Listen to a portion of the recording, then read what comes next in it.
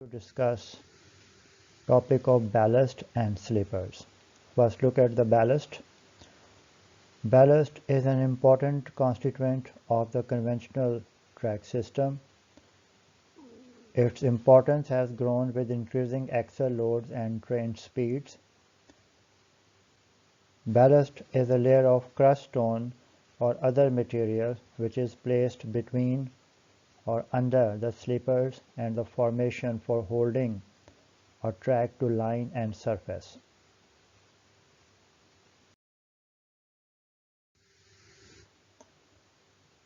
Ballast has a strong influence on the relative smoothness of riding. Experience has shown that the railways constructed with the track laid directly on the earth surface resulted in various serious issues regarding maintenance. Thus, selective materials should be placed between sleepers and formation for the economical maintenance. If the ballast is not provided, the weight of the traffic pushes the track into the yielding soil.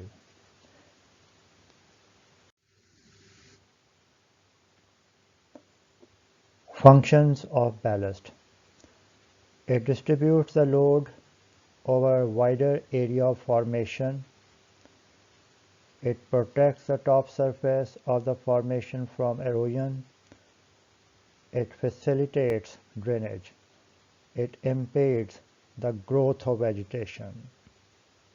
It acts as an elastic bed to absorb the load and shock of the moving train.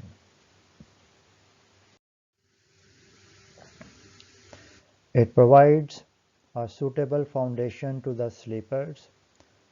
It holds the sleepers in their correct position.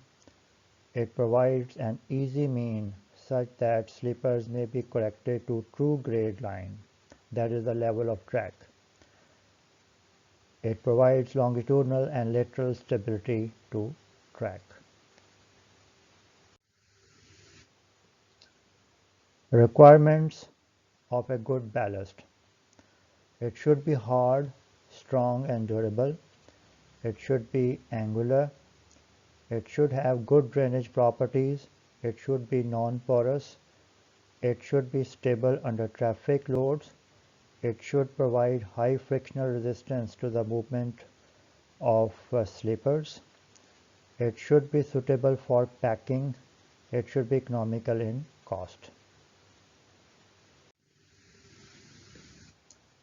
Size of ballast.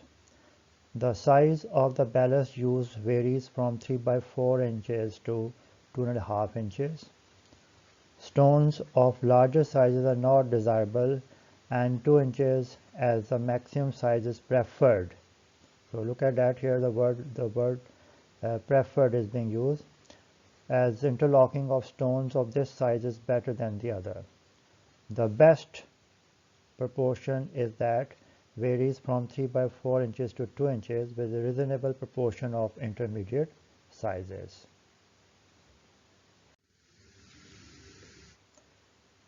For broad gauge track with wooden sleepers, the size of the ballast is 2 inches. For broad gauge track with cast iron sleepers, 1.5 inches, and ballast under switches and crossing, that is 1 inch. Switches and crossing is that part of the railway track where the two tracks are crossing with each other.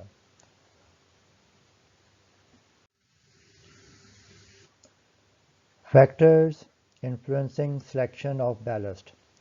So there are different things which are to be considered: wheel loads, traffic density, speed of train, durability under impact with least possible disintegration, both from exposure to weather and mechanical wear due to packing tool, stability of material. Width of ballast. The width of the ballast layer is also important, as the lateral strength of the track depends partly on the quantity of ballast at the ends of sleepers. The lateral strength increases with increase in the width of ballast layer, but there is a limit beyond which the ballast layer uh, there is a limit beyond which the ballast layer does not serve any useful purpose. Well, if you just look at this figure, you can see that this is the gauge, that is the clear distance between the inner faces of the rail, and you can see that this is the sleeper, and this is basically the ballast. So this is known as the ballast shoulder.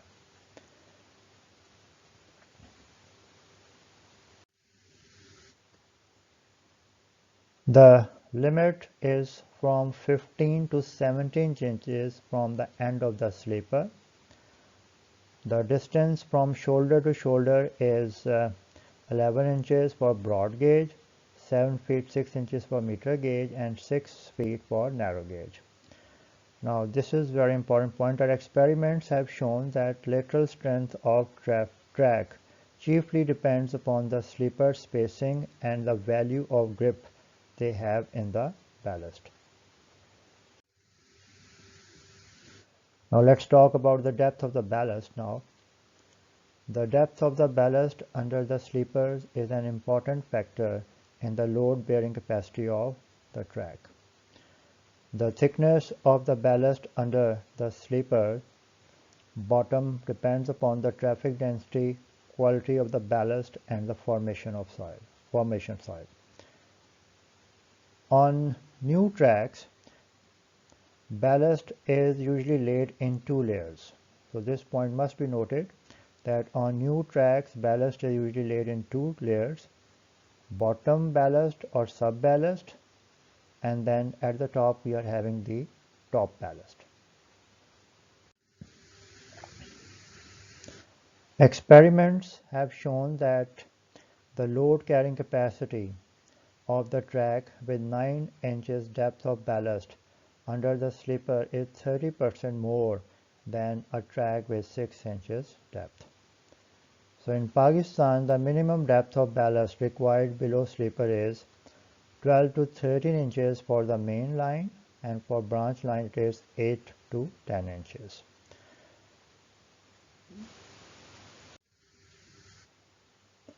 Quantity of ballast. Quantity of ballast required for every foot length of broad gauge track is 12 cubic feet.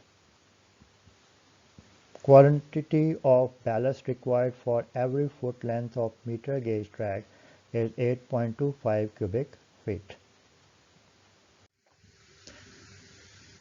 Now, packing of ballast. This is an important topic and I need your attention. Ballast is not packed throughout the length of the sleeper because load is concentrated under the rails. The sleeper is packed from each rail seat to the end of sleeper and an equal distance in the inter-rail space. So this point is the most important point. So I will repeat. The sleeper is packed from each rail seat to the end of the sleeper and an equal distance in the inter-rail space. The packing under the rail seats should be done first, and care should be taken not to strike the sleeper with the beater while packing. The sleepers should be sufficiently far apart so that the sweep of beater is not hindered by the adjoining sleeper.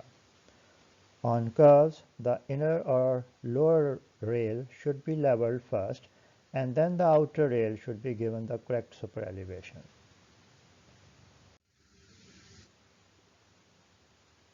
Well, there are two ways to pack the ballast, either manually or mechanically.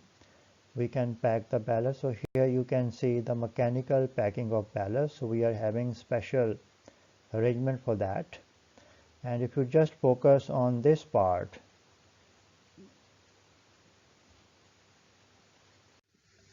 and now look at that.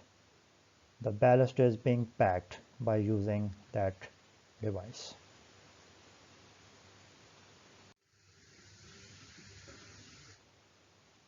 The ballast around the sleepers is pulled aside with ballast forks or shovels. Ballast is then removed to a depth little below the bottom of sleeper.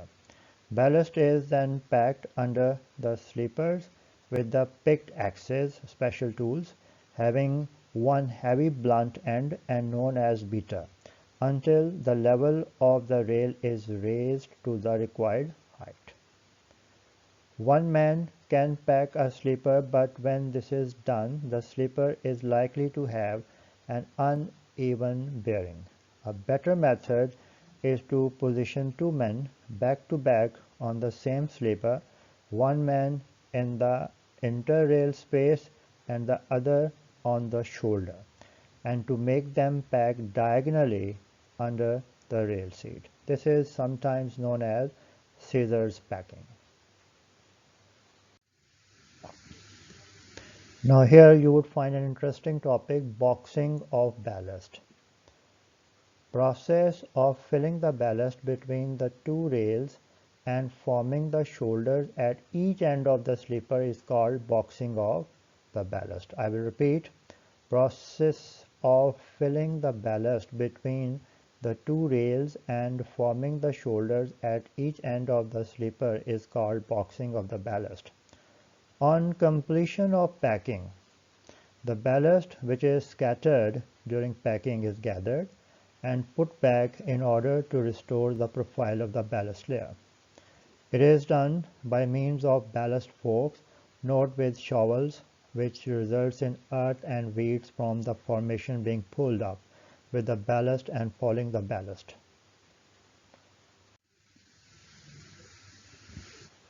Another interesting topic, that is center bound sleepers. Basically, this is a condition that you might be having for the sleepers. Under the rolling load, the ballast is pressed down under the rail seats more than at the center of the sleepers due to the loads being greater than the rail seats. I will repeat this point, this is very important. Under the rolling load, the ballast is pressed down under the rail seats more than at the center of the sleepers due to the loads being greater under the rail seats. If slight lifts are not given under the rail seat periodically to make up for the depressions, the sleeper, instead of being supported firmly at the rail seats, are found to be supported at the center. This causes rocking of the train and the sleeper is said to be center bound. Center binding can be easily removed by loosening the consolidated ballast at the center of the sleeper. Center binding does not occur where a shallow central depression is left in the ballast section. So here you can see again that figure, the ballast shoulder can be seen, the side slope you can see, and you can see the packing is done in this specially part in this, and this is basically the depth of the cushion. This is treated as the depth of the ballast, or you can say. Renewal of ballast. The frequency of ballasting depends mainly on the condition of the ballast, but other factors such as riding quality of the track, traffic density, prevailing train speed, sleeper and rail renewal, and the condition of subgrade also influence the selection of operation to be followed. The quantity of the ballast gets decreased by decreasing of ballast due to abrasion action of the moving loads, by sinking of the ballast in the formation. Fresh ballast has therefore to be added periodically so that the layer of ballast retains the correct depth and width. Renewal of ballast follows the following procedure. Take out ballast from the track using the ballast fork. Screening of the existing ballast. Estimate the additional amount of ballast to be added. Additional ballast is brought to the site through the material trains. Addition of the new ballast. Packing and boxing of ballast again. Physical properties of ballast. So some physical requirements are there. Ballast material should satisfy the following physical properties. Aggregate abrasion value 30% maximum for broad gauge, and it's for broad gauge and meter gauge it's 35 maximum and 35% maximum for narrow gauge. Aggregate impact value 20% maximum for broad gauge and meter gauge and 30% maximum for narrow gauge. The water absorption should not be more than 5%. So the ballast will have to fulfill these requirements. Size and gradation of ballast. Ballast should conform to following size and gradation. Retained on 65 mm square mesh sieve nil. Retained on 40 mm square mesh sieve 40 to 60%. Retained on 20 mm square mesh sieve not less than 98% for machine crushed and not less than 95% for hand broken. Oversized and undersized ballast should only be used after careful study of all the characteristics of the quality of ballast. Now the various tests which can be performed for the ballast material: Los Angeles abrasion test, impact value test, angularity test, and the flakiness and elongation index test. Sub-ballast or blanket.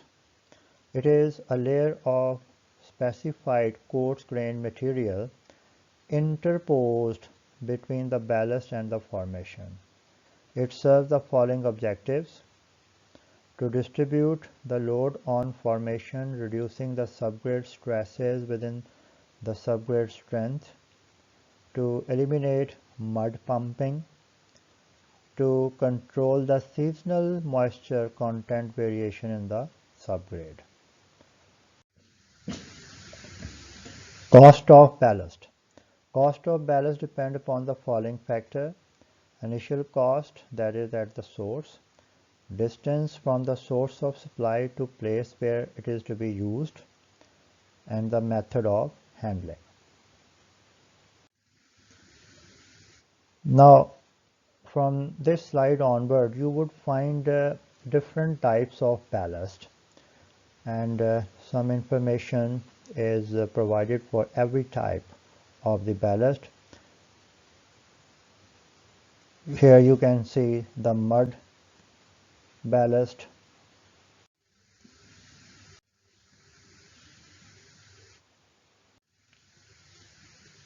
cinder or coal ash,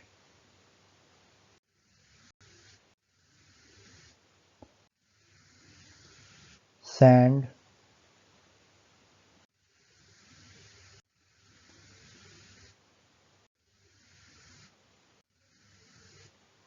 gravel,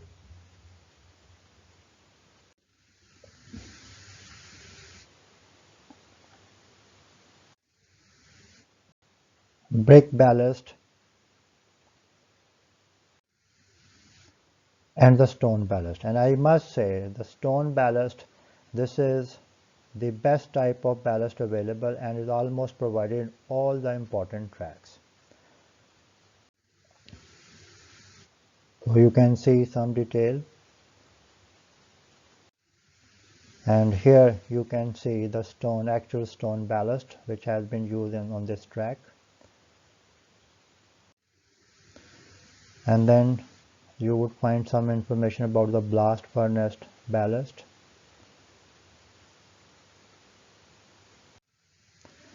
Okay, Now we have reached here the topic of sleepers. Rails in a railway track need support. Greater is the support, lower are the stresses induced in the rail. Sleepers are responsible for keeping the two rails forming a track at an exact distance apart. So here you can see a railway track and the cross member, the sleepers.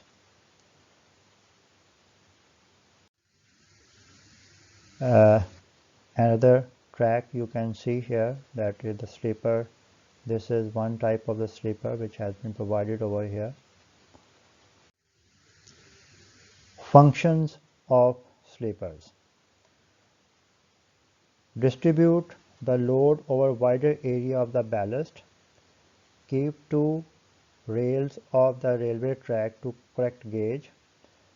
Sleepers act as a support to the rails, act as an elastic medium between the ballast and the rails to absorb the blows and vibration of the train, to help in the stability of the track as a whole.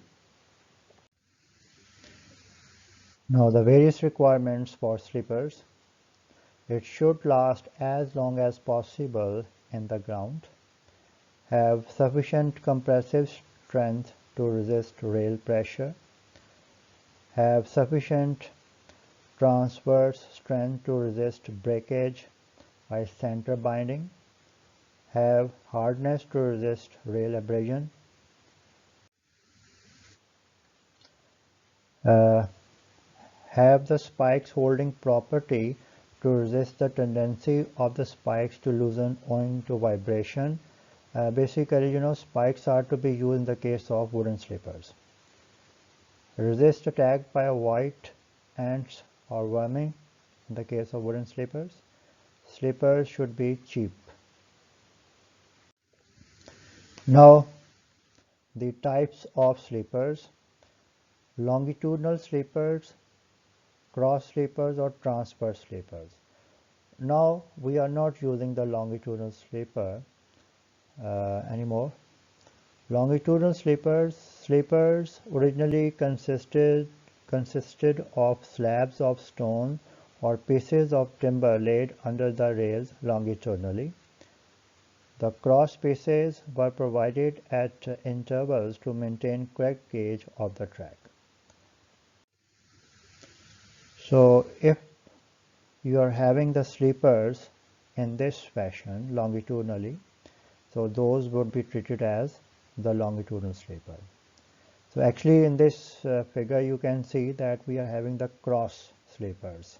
Transverse sleepers are provided. But if the sleepers are provided longitudinally, then those sleepers will be treated as the longitudinal sleeper. Now the question arises, why longitudinal sleepers are not being used anymore? Because running is rough in the case of longitudinal sleepers, noise produced by the track is great, uneconomical, that is large section is required to be placed under the rail to support, so cost increases. Secondly, as additional timber is required to hold the two longitudinal timber to correct gauge. Transverse sleepers or cross sleepers. Cross sleepers are placed at right angles to the rail. Cross sleepers were first introduced in 1835, now are being used all over the world. Problems associated with the longitudinal sleepers are not present in such sleepers. Now the types of transverse sleepers or cross sleepers.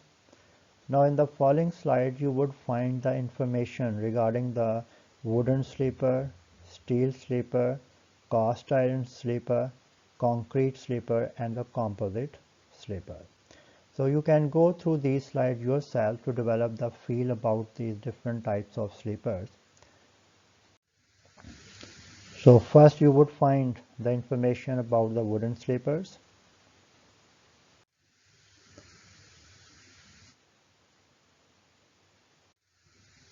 And here you can see this is the wooden sleeper, and the wooden sleeper has been fixed to the rail by using that arrangement.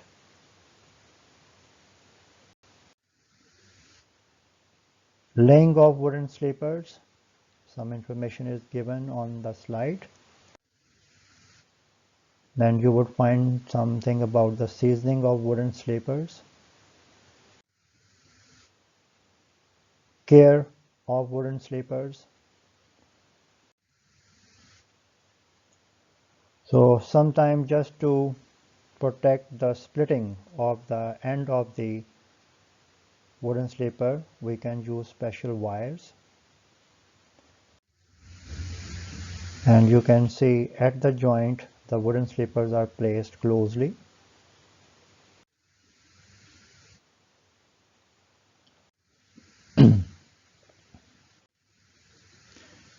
So some mechanical preparation about the wooden sleepers are mentioned over here, and I would like to consider these things. In order to obtain the cant of 1 in 20 for the rails, wooden sleepers are adzed. That means the thickness of the wooden slipper is not constant. Accurate adzing is essential, otherwise the track will ride rough due to cant varying from sleeper to sleeper. Where canted bearing plates are used, slippers do not have to be adzed. So in that case, you will be having the uniform thickness of the slipper. So standard size of wooden slipper for broad gauge 9 feet by 10 inches by 5 inches. For meter gauge 6 feet by 8 inches by 4.5 inches. For narrow gauge 5 feet into 7 inches into 4.5 inches. Then some information is given about the life of the wooden sleepers. And then merits and demerits of wooden sleepers are also given.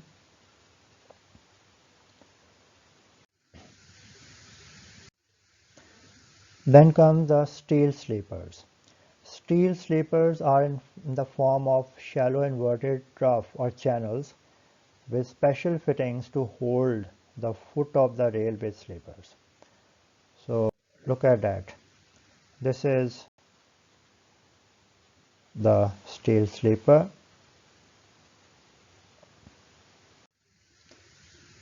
and you can see the cross section and the top view of the steel sleepers. And we need special fittings to fix the rail to the steel sleeper. As you can see, loose jaw inserted in hole and a special key is used.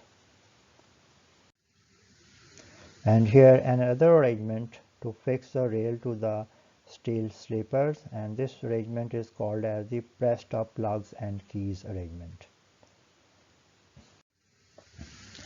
Then you would find the advantages and disadvantages of steel sleepers on the following slides. And then you can see the cast iron sleepers. Cast iron sleepers are in the form of pots or plates connected by means of tie bars. And you can see the cast iron pot sleeper over here.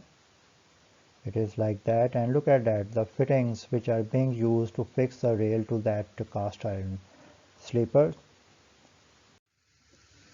And some information, further detail is given regarding the cast iron sleeper on the following slides.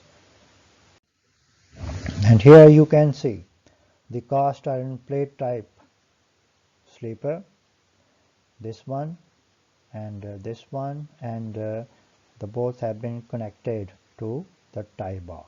This is the tie bar. Then you would find the advantages and disadvantages of the cast iron sleeper.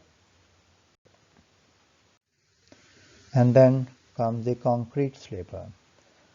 Through reinforced concrete sleeper, composite block and tie sleeper, pre-stressed concrete sleeper. So we are having different options for the concrete sleepers. So here you can see the concrete sleepers, and you can see at the joints the sleepers are closely spaced. And then you would find the advantages of concrete sleepers. Okay, we have reached here, that's a very important topic, that is the sleeper density. Sleeper density is a number indicating number of sleepers per rail length on a track. I will repeat, sleeper density is a number indicating number of sleepers per rail length on a track. It is expressed as m plus x in metric system and n plus x in FPS system. So you will have to memorize these simple expressions. So first look at that, m plus x, that is being used in metric system. Here m means length of rail in meter and x means number of sleepers more than m.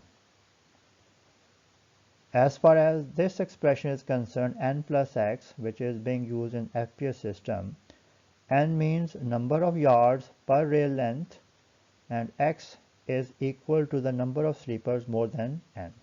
To understand these expressions, we will have to switch over to the next slide.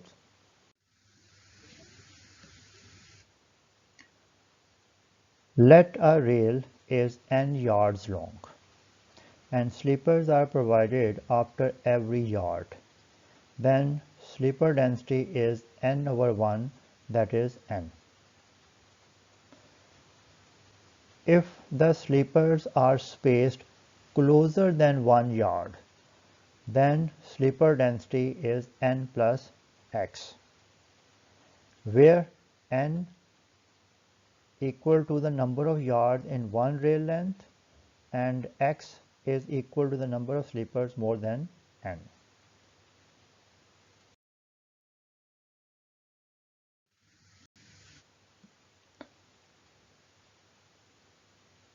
Maximum length of one rail, that is 42 feet, that is 12.8 meters. So you will have to keep this thing in the mind. Suppose there are 17 sleepers in a 42 feet rail length. It means sleeper density is 42 over 3 plus 3, that is 14 plus 3, that sum equal to 17, and you can write it like that, n plus 3. So look at that, this 42 over 3, because the maximum length, that is 42 feet, it is being divided by 3 to convert it into yard. So 42 over 3, and you can see the answer is 14. And you can see that the total number of sleepers are 17. So obviously here you will have to add 3. So the sum is equal to 17. So this 14 plus 3, it can be written as n plus 3, and you can say that this is the sleeper density in this case. Now look at another example. If length of the rail is 36 feet and 17 sleepers are provided, it means sleeper density is 36 over 3. We have just converted the 36 feet into yards, and you can see the answer is 12. Total sleepers are 17, so obviously you will have to add 5 into 12. So you can write it like that, 12 plus 5, and then you may write it n plus 5, and this is the sleeper density. So here we consider the FPS system. So in the next slide you would find the use of the other expression which is meant for the metric system. Maximum length of one rail is equal to 13 meter. Suppose there are 17 sleepers in a 13 meter rail length. It means sleeper density is 13 plus 4, because 13 meter length, that is 13, but the total sleeper, that is 17. So obviously you will have to add 4 into 13 to get it equal to 17. So 13 plus 4, so you can write it m plus 4, that is the slipper density. And keep this thing in the mind that m is the length of the rail in meters. And you know the x in the expression, that was the number of sleepers more than m. Now look at the other example. If length of the rail is 11 meter and 17 sleepers are provided, it means sleeper density, so this is simply 11 because this is the length of the rail in meters, and you can see you will have to add 6 into 11 to get it equal to 17. So you can see that in this case the sleeper density is m plus 6.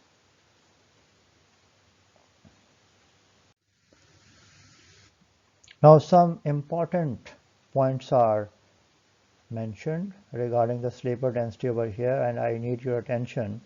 First 2 or 3 sleepers close to the joint will have to be placed at closer spacing because high stresses are induced at the joint and they are equally spaced afterwards. The stiffness of a track is increased by using heavy rails or by increasing the number of sleepers.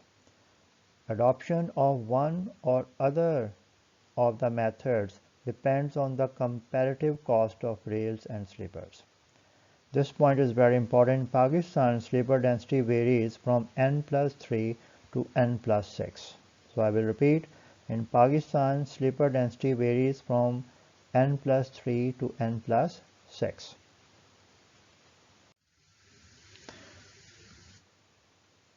Sleeper density depends on axle load, speed, lateral thrust of locomotive, type of rail section, nature of ballast, type and length of sleepers, nature of formation. So here you can see the sleepers, and this is treated as the spacings between the sleepers. And here you can see the wooden sleeper. So center to center spacing, this is the spacing between the sleeper. Now at the end of this file you would find the topic depth of ballast section. For sake of simplicity, the load dispersal may be assumed as 45% to the vertical. The depth of the ballast should be such that the dispersion line do not overlap. For even distribution, the following formula is used in the conventional railway system. Sleeper spacing is equal to width of sleeper plus 2 times depth of ballast. To understand this simple formula, we can switch over to the next slide and look at this model. We are having 2 sleepers, and you can see that the width of the sleeper is 25 centimeter, and the clear distance between the sleeper is 40 centimeter. But if you just look at the center to center spacing, this one, this is 40 plus 12.5 plus 12.5, and that comes equal to 65 centimeters. So this is 65 centimeter. And you can see that the sleeper's depth is 13 centimeter. So if we just use this formula, sleeper spacing is equal to the width of sleeper plus 2 times depth of ballast. So you can determine the depth of the ballast. You know the sleeper spacing in this case, this one, this is 65, so you may write over here 65 centimeter. Width of the sleeper, that is, you can see 25 centimeter, so you can write 25 over here, and in this way you can calculate the depth of the ballast, and it will come equal to 20 centimeter. So as per this formula, the depth of the ballast, this one, that is 20 centimeter. So that's all about the sleeper. So we have discussed the ballast and the sleepers in detail in this file. Thank you.